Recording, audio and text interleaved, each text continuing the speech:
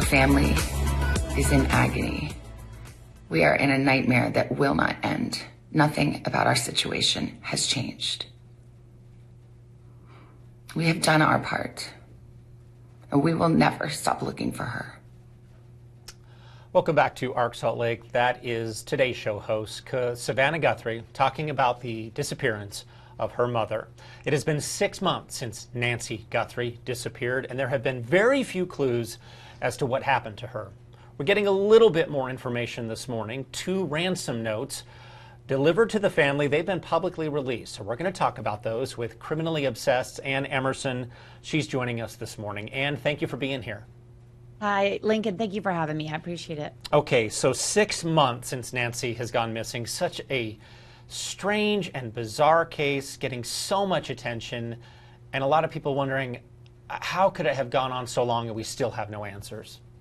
Oh, I mean, I'm right there with them too, Lincoln. Like, how is it possible that we do not have more answers? And I know a lot of people are looking at the investigation harshly. You know, they're criticizing it. Every day I see something else in reports about why did they overlook the blood at the front door, or did they overlook the blood? You know, there's all these questions. But Lincoln, you know, when they decided to release these ransom or hostage notes that they don't even know for sure, let's be clear, like they can't say definitively until they have a suspect in their sights that these were real ransom notes. They're hoping at least that these hostage notes or ransom notes that they received right after Nancy Guthrie was taken might reveal something about the linguistics, the patterns, the way they were written. It's a very specific sort of language they used in these notes. They're hoping that this might lead and generate more tips. So there has been so much coverage of this. People are exposed to all kinds of information. Sometimes I get confused now on what I've heard, what's been confirmed. Is it confirmed that these ransom notes were in fact genuine? Do we even know that at this point?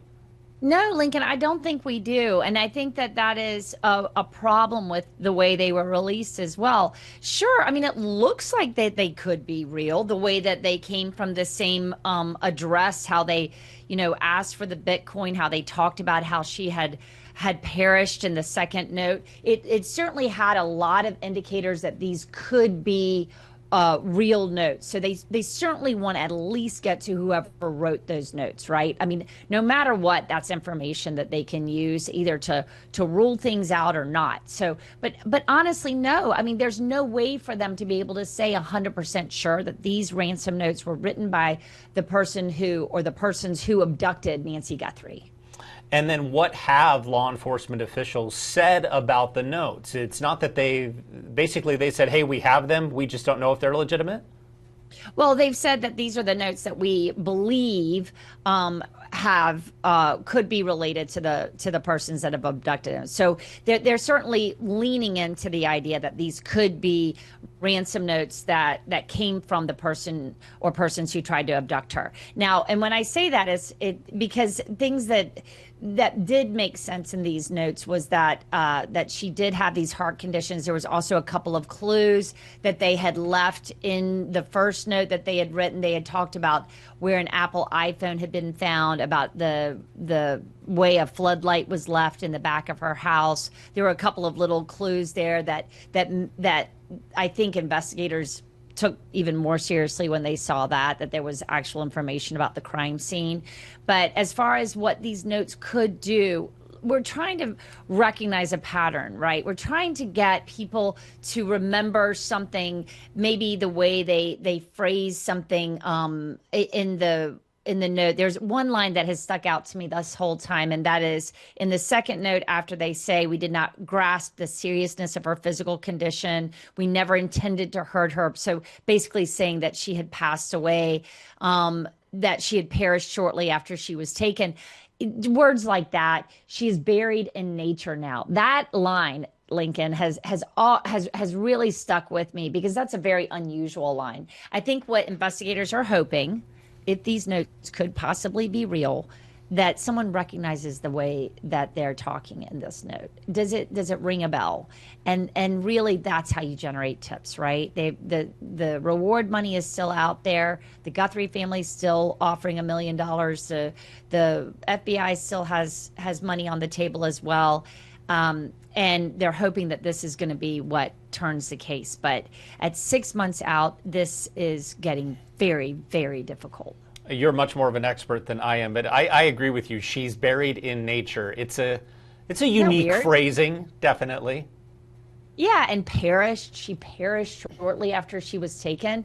You know, linguistics experts that we've had on before can really take this apart and help us understand this. And this is something that we do at Criminally Obsessed, is bring on experts that can really nitpick things like this. And in all of our cases, we do deep dives on these sort of things, because really this is what the investigation feels like it's hinging on.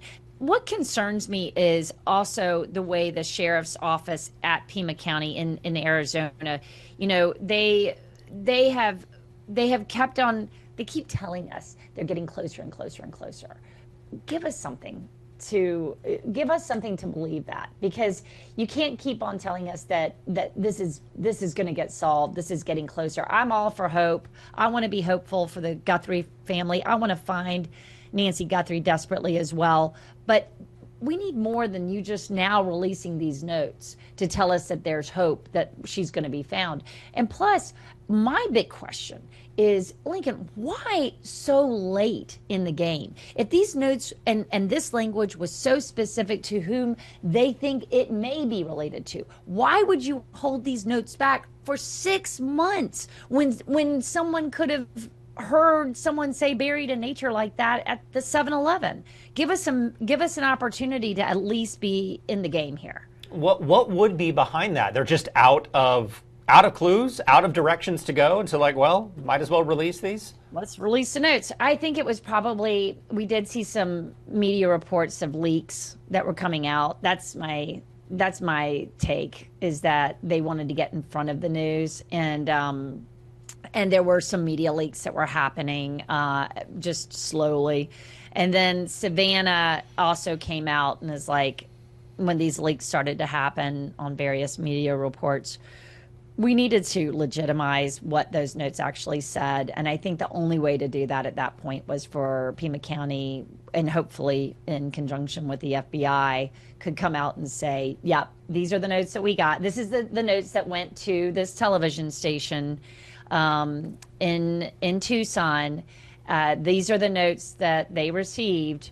We're aware of them. This is what they said. And if anybody knows anything, let's look at them. But yeah, Lincoln, why so late? Like, I don't think, in my layman and unscientific opinion, as just a journalist who's been doing this for a long time, why do you wait 6 months before you release notes with such specific language? Mm-hmm. It could have maybe come in a little bit earlier. Okay, not to be critical, but I would like to know why. Real quick, Ann, let me just ask you, do you think this is going to be solved?